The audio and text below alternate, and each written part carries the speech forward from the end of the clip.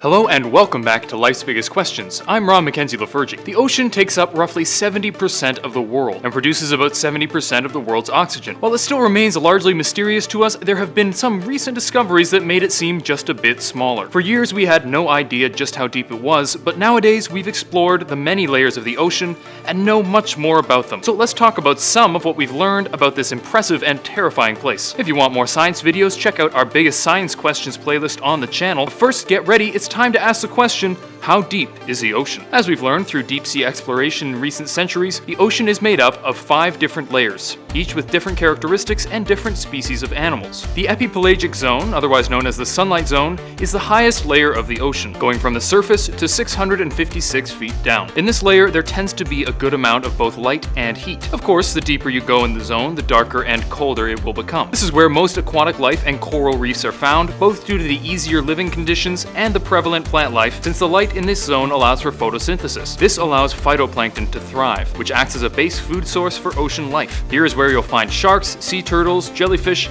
and most other animals with which we're familiar. The mesopelagic zone, otherwise known as the twilight zone, no, not that twilight zone, goes from 656 feet down to 3,281 feet. This is where you start to see bioluminescent fish who create their own light since the sun has much less effect at these depths. It's also where you find most whales, sponges, and octopuses. No, not octopi, as it would have been if the word was of Latin origin, but octopuses, since it actually originates from Greek. If you remember nothing else from this video, remember that. It really opens up a lot of opportunities to look like a know-it-all. The bathypelagic zone, aka the midnight zone, is from 3,291 feet to 12,124 feet. At this depth, where there is no sunlight, even at the height of the sun, bioluminescence is more common. The lack of sunlight means that plants are more or less non-existent. Whales sometimes dive to this depth in order to find food. This is also where the fish start to get super weird. Creatures such as the gulper eel, anglerfish, and cookie cutter shark can be found moving their creepy little bodies through the water like disgusting water goblins. Don't get me wrong, they're really cool, but they're also deeply unsettling. Puns very much intended. Moving on to the abyssopelagic zone, ominously known as the abyss, which lies from 13,124 feet to 19,686 feet. Due to the extreme cold and high pressure in this zone, life is rather scarce, limited mostly to invertebrates like squid and basket stars. 3/4 of the ocean floor lies within this zone, with most other areas of the floor being found in the midnight or twilight zones. However, a small portion of the ocean floor is found in the 5th zone, known as the hadopelagic zone. The hadopelagic zone, otherwise known as the trenches,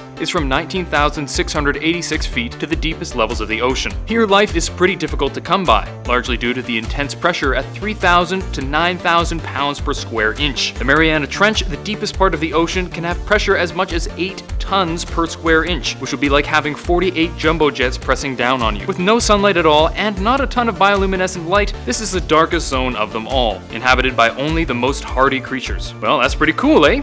Just a few hundred years ago, all of this was almost completely unknown. Now, as technology improves, we'll be able to explore more and more of the ocean. Scientists believe there may be thousands of undiscovered species found deep in the ocean. Considering how enormous the ocean is, there are plenty of areas that have yet to be explored. In fact, we've only explored 5 to 10% of the ocean. This is pretty inspiring. Not only could there be a new species out there, but it could be that one of these unexplored areas holds the secrets of an ancient civilization, like Atlantis. Although that might just be the nerd in me poking through. However, as fun as it is to learn about the layers of the ocean and all the amazing creatures found there, we still haven't quite gotten to the crux of the question. Just how deep is the ocean? Well, this depends on what part of the ocean you're in. While all oceans in the world are technically connected, different areas reach rather different depths. For example, the Arctic Ocean, which is the shallowest of the major oceans, reaches only 5,450 meters in depth. On the other hand, the deepest of the oceans is the Pacific Ocean. This is home to the Challenger Deep, which reaches depths of roughly 10,994 meters, or 36,070 feet. So if you're looking for an answer to go home with from this video, the deepest part of the ocean is about 36,070 feet down. Done and done. Thank you for watching Life's Biggest Questions. I hope this was interesting and informative, and maybe even inspired you to look into it further on your own. If you like this video, please thumbs up and subscribe to the channel down below. While you're down there, let me know your favorite sea creature. Until next time, I'm Ron Mackenzie Lafergie with Life's Biggest Questions, wishing you the best of luck